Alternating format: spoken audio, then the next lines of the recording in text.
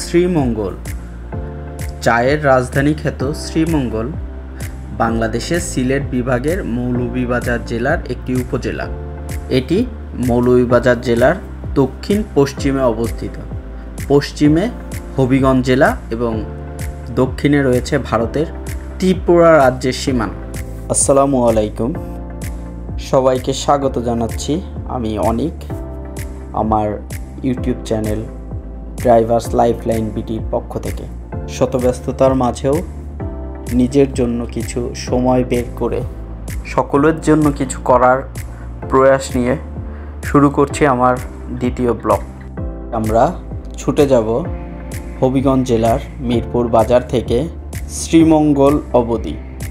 পথে যেতে যেতে আমরা রাস্তার দুই পাশে চা বাগান এর সৌন্দর্য উপভোগ করব। ছাড়াও আমরা পথে যেতে অতিক্রম করব সিলেট গ্যাস ফিল্ড এবং সিলেট গ্যাস ফিল্ডের আওতাধীন রশিদপুর গ্যাস ফিল্ড ও রশিদপুর কনডেনসেট ফ্র্যাকশনেশন প্লান্ট, যা থেকে প্রতিদিন প্রায় ৩৭৫০ ব্যারেল কেরোসিন ও ডিজেল উত্তোলন করা সম্ভব, যার পুরোটাই হবিগঞ্জ জেলা বিস্তৃত। এবং হবিগঞ্জ জেলার বর্ডারেই আমরা আমাদের সেই গন্তব্য শ্রীমঙ্গলে পৌঁছে যাব। এখন আমরা যে বাগানটা অতিক্রম করছি সেটা হলো আমাদের সকলের পরিচিত ফিনলে টি স্টেট।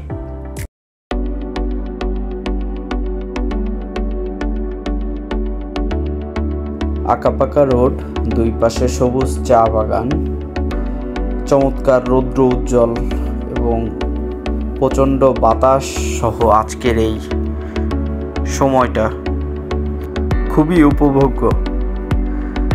আসলে সবার কাছে চা বাগান একটা দিনের সৌন্দর্য। আমার কাছে চা বাগান অনেকটা প্রতিনিয়ত নতুন নতুন রূপ ধারণ করা অপরূপ সৌন্দর্যের এক অপরিসীম নাম,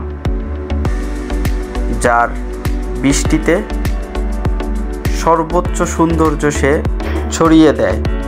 বর্ষা এলেই যেন চা বাগান নিজেকে সাজাতে ব্যস্ত হয়ে যায়, নিজের সৌন্দর্যকে আরও বেশি উপভোগ্য করে তুলতে ব্যস্ত হয়ে পড়ে। বাংলাদেশের ১৬৩টি চা বাগানের প্রায় ৪০টি চা বাগান অবস্থিত শ্রীমঙ্গলে। এছাড়াও রাবার বাগান, লেবু বাগান ও আনারসের চাষ হয়। বাংলাদেশের সর্বোচ্চ বৃষ্টিপাতের রেকর্ডও হয় প্রতি বছর শ্রীমঙ্গলে। শ্রীমঙ্গল আমাদের সকলের খুব পরিচিত একটি পর্যটন এলাকা। রাস্তার বাঁ পাশে রয়েছে প্রচুর রাবার বাগানের সারি। এখান থেকে রাবার উত্তোলন করে সেটাকে ব্যবহার উপযোগী করে তোলা হয়।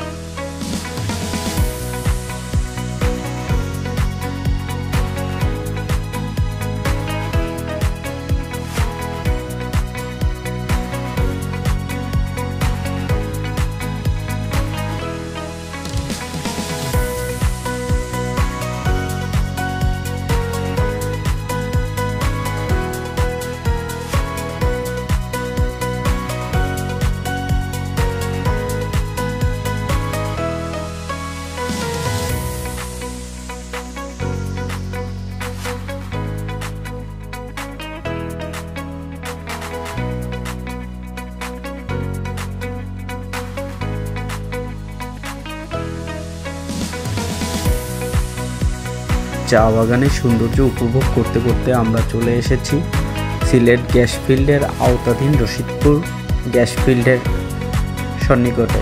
আমাদের হাতের ডানে রয়েছে রশিদপুর গ্যাস ফিল্ডের ইলেকট্রিসিটি সাপ্লাই কেন্দ্র এবং বাঁ দিকে রয়েছে মেন গ্যাস ফিল্ডের জোন।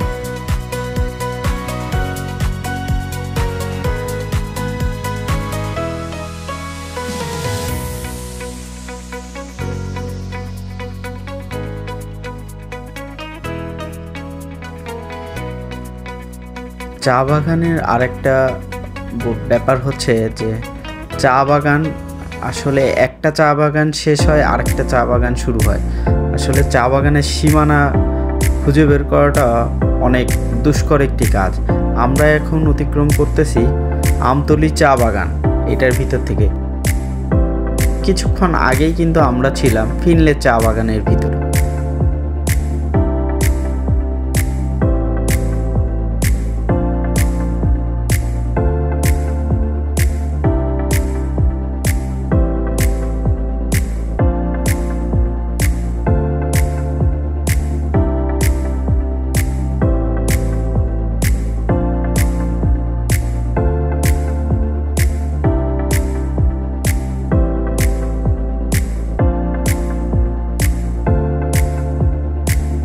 আমতলী চা বাগানের ছোট ছোট টিলাগুলো এত সুন্দর করে সাজানো, মনে হয় কেউ নিজের হাতে এত সুন্দর করে ছবি এঁকে রাখছে।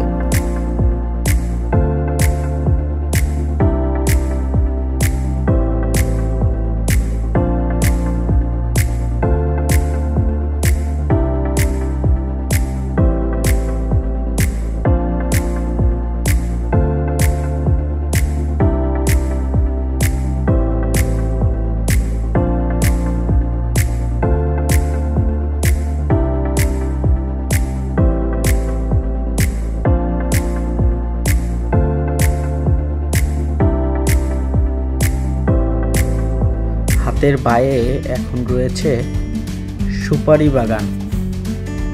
এই বাগানের ঠিক পিছনেই একটি গ্রাম আছে যেটাকে বলে খাসিয়াপঞ্জি।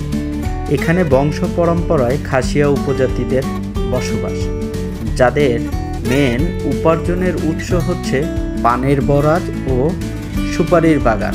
অন্য কোনো একদিন হয়তো আপনাদেরকে খাসিয়াপঞ্জি দেখাবো, যদিও সেখানে যেতে অনুমতির প্রয়োজন হয়। যদি অনুমতি পাই তাহলে অবশ্যই নিয়ে যাব। হাতের বাইরে দেখতে পাচ্ছি এগুলো হচ্ছে গিয়ে তেলের ড্রাম, যেখানে ডিজেল কেরোসিন এগুলো স্টোর করা হয়। এখান থেকেই এগুলো উত্তোলন করা হয়, যেটা সিলেট গ্যাস ফিল্ডের আওতাধীন। প্রতিদিন প্রায় 3700 ব্যারেলের মতো উত্তোলনের ক্যাপাসিটি এই গ্যাস ফিল্ডের রয়েছে। সত্যি কথা বলতে এইটা দেখার আগ পর্যন্ত আমার মনে হইতো বাংলাদেশে যত জ্বালানি তেল ব্যবহার করা হয় তার সবটুকুই মনে হয় আমদানি করা হয়। বাট এইটা দেখার পরেই আমি নিশ্চিত হয়েছি না, বাংলাদেশ থেকেও তেল উত্তোলন করা হয় এবং সেটা ব্যবহার করা হয়।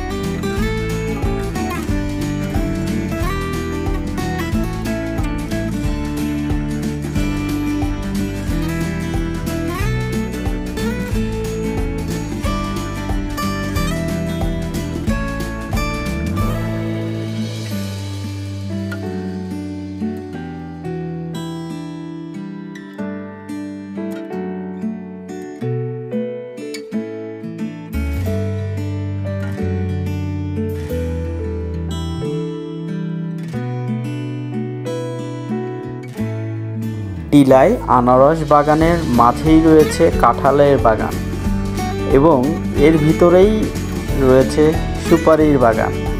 সব বাগান মিলেমিশে এই টিলাকে পরিপূর্ণ করেছে প্রাকৃতিক সম্পদের এক অপরূপ লীলাভূমিতে।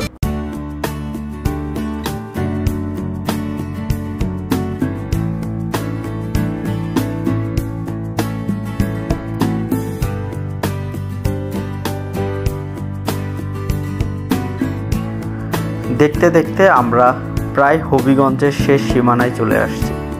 এটাই হলো হবিগঞ্জের শেষ বর্ডার এবং এখানে একটি বাজার রয়েছে, এটার নাম হচ্ছে মুসাই, যেখানে প্রচুর পরিমাণ পাহাড়ি আনারস, লেবু, পেঁপে, কাঁঠাল, কলা পাওয়া যায় এবং এটাই হলো হবিগঞ্জের বর্ডার। এরপর থেকেই আসলে শ্রীমঙ্গলের সীমানা শুরু। এই যে আমরা দেখতে পাচ্ছি আমাদের হাতের ডান পাশে রয়েছে সীমানা চিহ্ন, এখান থেকেই আসলে শ্রীমঙ্গলের শুরু, যেটা সাতগাঁও চা বাগানের ভিতর দিয়ে শুরু হয়েছে। দেখতে দেখতে আমরা পৌঁছে গেছি সকলের পরিচিত সেই দুটি পাতা একটি কুড়ির দেশ শ্রীমঙ্গল। এটিই হলো শ্রীমঙ্গলের আকর্ষণীয় সেই ভাস্কর্য, যেটা আপনাকে চায়ের দেশে স্বাগত জানানোর জন্য অপেক্ষা করছে।